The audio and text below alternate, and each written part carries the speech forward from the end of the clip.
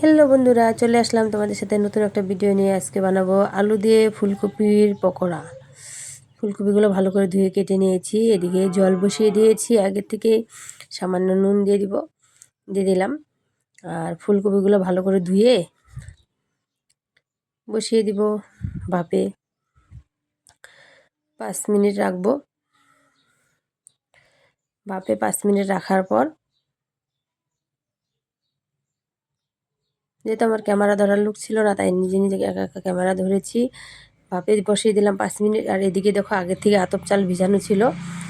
ওই আতপ চালে নিয়ে নিলাম মিক্সিতে 4টা কাঁচা লঙ্কা। তোমরাও চাইলে বেশিও দিতে পারো, সামান্য অল্পটা আদা। আর যেহেতু আজকে আমি আলুর পকোড়া করব ফুলকপি দিয়ে, তাই আমি একটা বড় দেখে সিদ্ধ আলু দিয়ে দিলাম। তোমরা চাইলে আরও বেশি দিতে পারো, কিন্তু আমি একটাই দিলাম যেহেতু আমি অল্প করব। আর এদিকে ভাপে বসিয়েছিলাম ফুলকপি, ভাপ হয়ে গেছে।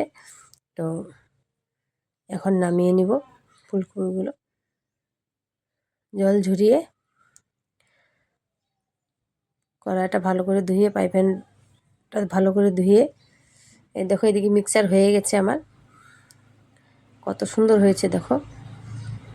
আর এদিকে দিয়ে দিচ্ছি স্বাদ মতো নুন, সামান্য একটু হলুদ, সামান্য লঙ্কার গুঁড়ো,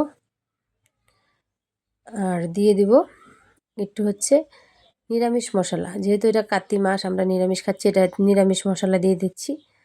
তোমরা চাইলে গরম মশলাও দিতে পারো, আমি গরম মশলা ব্যবহার করলাম না, নিরামিষ মশলা ব্যবহার করলাম।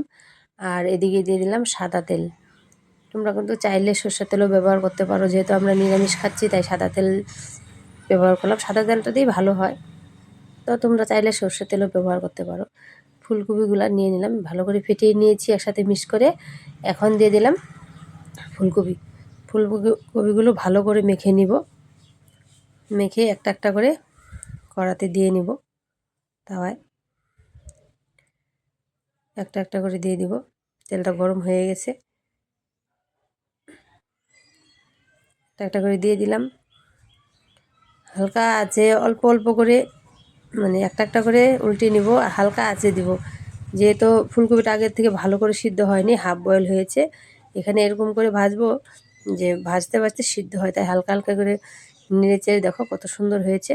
সাথে নিয়েছি শুকনো লঙ্কা 2-3টা ভেজেছি, গরম গরম ভাতের সাথে শুকনো লঙ্কা। আর আলু দিয়ে ফুলকপির পকোড়া।